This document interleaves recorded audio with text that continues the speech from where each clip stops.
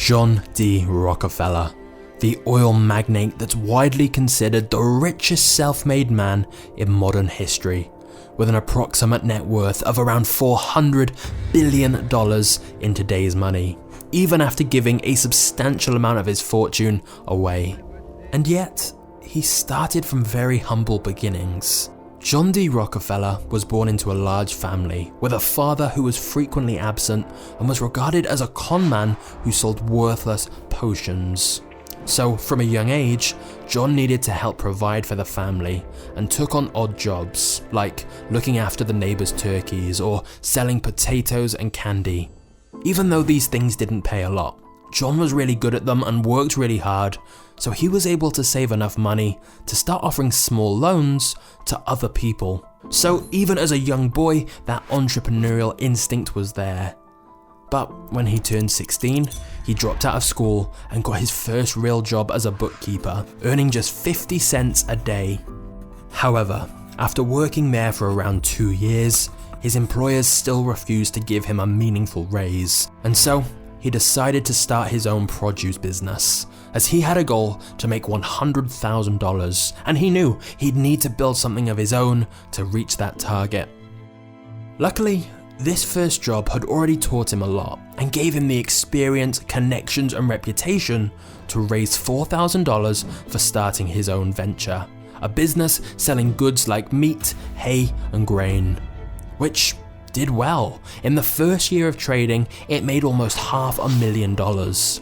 Of course, Rockefeller didn't keep all of that himself. A lot of it went back into business expenses and loans, but it meant when a big opportunity arose, Rockefeller now had some real money to invest.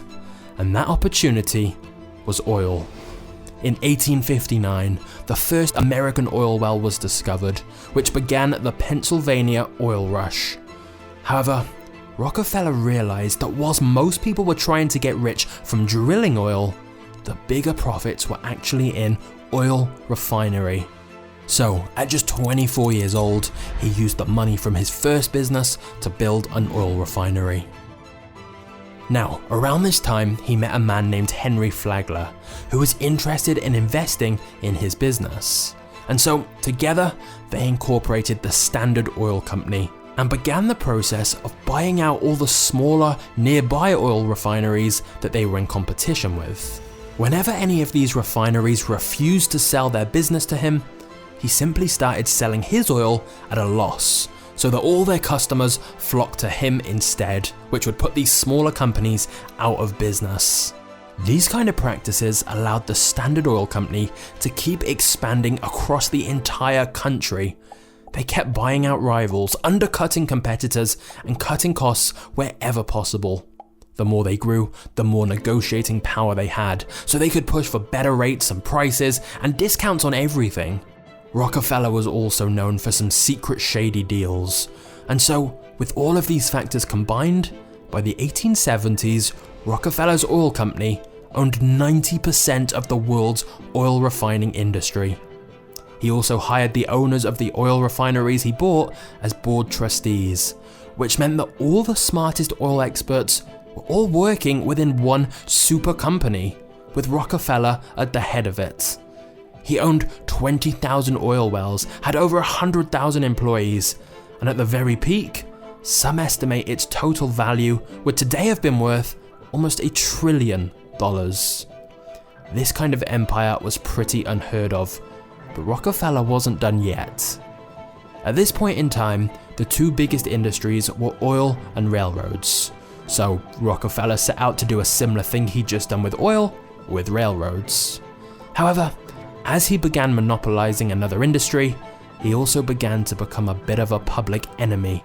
He was depicted as the ultimate symbol of corporate greed and cruelty. In response to Rockefeller's ever-growing empire, legislation was passed to try and prevent these kind of monopolies. In particular, the Sherman Antitrust Act was passed, which would lead to the breakup of Standard Oil into different subsidiaries. Except, over time, many of these subsidiaries would simply merge back together and are still around to this day, such as BP and Chevron.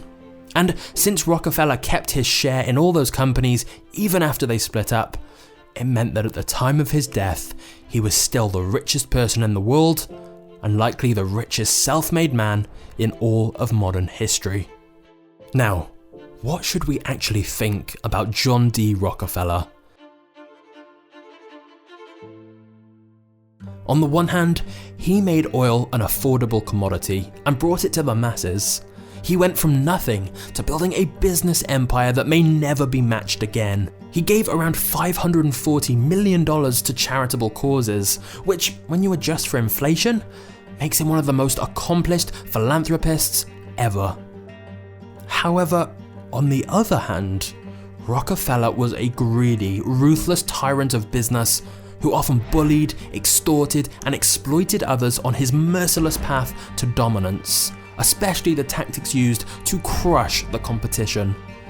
Biographer Ron Chernow argues his good side was every bit as good as his bad side was bad. Seldom has history produced such a contradictory figure. But what's undeniable is he will always be remembered for his insanely vast fortune and the impact he had.